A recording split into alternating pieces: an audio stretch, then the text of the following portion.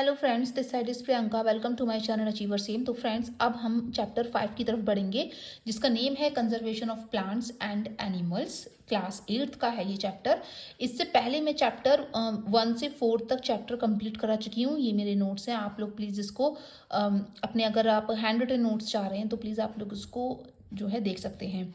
तो सबसे पहले अब हम बात करेंगे यहाँ पे कंजर्वेशन ऑफ प्लांट्स और एनिमल्स की। तो सबसे पहले अगर हम इसके आगे बढ़े, डिफॉरेस्टेशन। तो डिफॉरेस्टेशन मीन्स क्या होता है? डिफॉरेस्टेशन होता है, जैसे कि आपने देखा होगा कि आजकल बहुत ज़्यादा हो रहा है, फॉरेस्ट हो रहे हैं, उनकी कटिंग हो रही है, और वहाँ पे क्या हो रहा है, अपने पर्पस के लिए लोग लैंड जो होती है, लैंड फॉर अदर पर्पस के लिए यूज़ कर रहे हैं।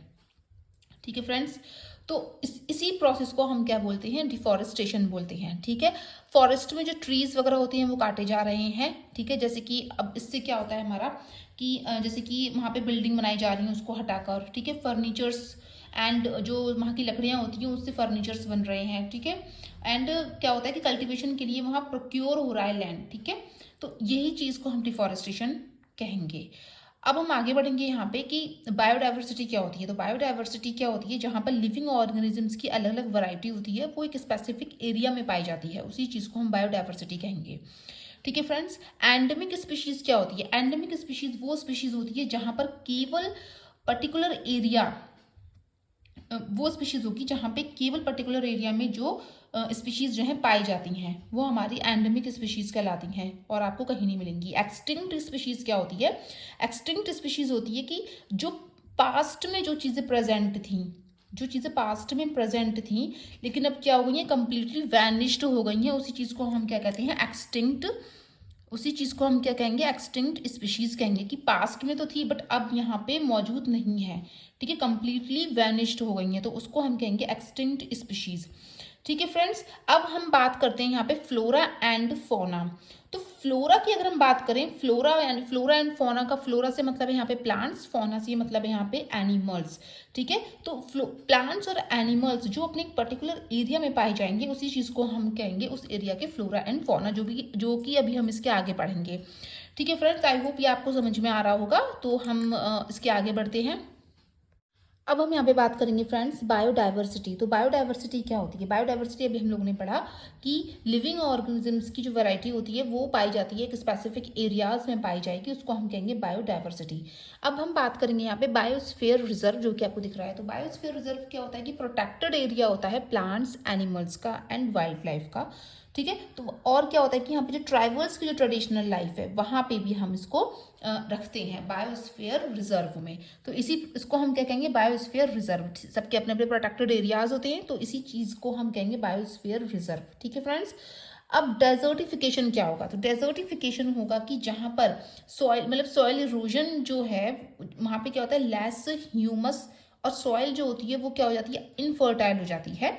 ठीक है, एक डिग्रेडेशन वाली प्रोसेस हो जाती है यहाँ पे, जिससे कि धीरे धीरे जो लैंड होता है वो कन्वर्ट हो जाता है हमारा डेजर्ट में। इसी प्रोसेस को हम क्या कहेंगे? डेजर्टिफिकेशन कहेंगे। ठीक है फ्रेंड्स, तो आई होप ये आपको समझ में आ रहा होगा। अब हम बात करेंगे यहाँ पे red data book. Red data book यानी एक ये रिकॉर्ड रखते हैं अपने पास। ठीक है, एक सोर्स बुक है जो रिकॉर्ड रखते हैं सभी एंडेंजर्ड एनिमल्स और प्लांट्स का। ठीक है, तो उसको हम क्या कहेंगे? Red data book. ठीक है, ये सी टाइप में आ भी चुका है क्वेश्चंस। अब हम बात करेंगे डिफॉरेस्टेशन। डिफॉरेस्टेशन मतलब वही जो फॉरेस्ट की कटिंग हो जाती है और जो लैंड होता है वो अदर पर्पस के लिए यूज हो जाता है। रिफॉरेस्टेशन क्या होता है? इसी का ही उल्टा, एक रीस्टॉकिंग होती है। जो डेस्ट्रॉयड फॉरेस्ट हो जाते हैं उनको हम प्लांटिंग से, मतलब न्यू ट्रीज, दोबारा से वही चीज जो होती है, हम उनको न्यू ट्रीज को क्या करते हैं? ग्रो करा रहे हैं, प्लांटिंग कराते हैं। ठीक है, जो फॉरेस्ट डिस्ट्रॉय हो जाते हैं उनके प्लांटिंग के द्वारा न्यू ट्रीज को ग्रो अप कराना। ठीक है, उसी प्रोसेस को हम क्या कहेंगे यहाँ पे? रिफॉरेस्टेशन। ठीक है, जो उसी फॉरेस्ट में एक्सटिंक्ट हो जाते हैं उन्हीं को हम रीस्टॉक कराना। ठीक है, इसी प्रोसेस को हम क्या कहते हैं? रिफॉरेस्टेशन। रिफॉरेस्टेशन एंड डिफॉरेस्टेशन इसका रिवर्स प्रोसेस। ठीक है फ्रेंड्स, तो यहाँ पे हम लोगों ने जो है यहाँ पे छोटे छोटे पॉइंट्स पढ़े हैं। ठीक है, तो ये जो छोटे छोटे पॉइंट्स हैं यही जो है एक लाइन, मतलब वन लाइनर क्वेश्चन हो जाते हैं यहाँ पे, जो कि हम लोगों को कंफ्यूज हो जाते हैं जिससे हम लोग। ठीक है फ्रेंड्स, तो अब हम इसके आगे बढ़ेंगे। ठीक है फ्रेंड्स, तो अब हम इसके आगे पढ़ेंगे, लेकिन उससे पहले अब हम क्या करेंगे कि हमने ये वन लाइन जो हम लोग ने ये डेफिनेशंस पढ़ी हैं, तो ये आप लोग पढ़ना और बताना कि आपको ये कैसा लगे। तो अब हम यहाँ तक रुक रहे हैं। ठीक है फ्रेंड्स, तो अब हम मिलेंगे नेक्स्ट वीडियो में। तो इसके आगे अभी चैप्टर मैंने स्टार्ट किया है, तो इसके आगे मैं बहुत सारी चीज़ें लेकर आऊँगी, तो प्लीज़ आप लोग उसको देखना। और अगर आपको पसंद है तो लाइक शेयर सब्सक्राइब करिएगा। Thank you.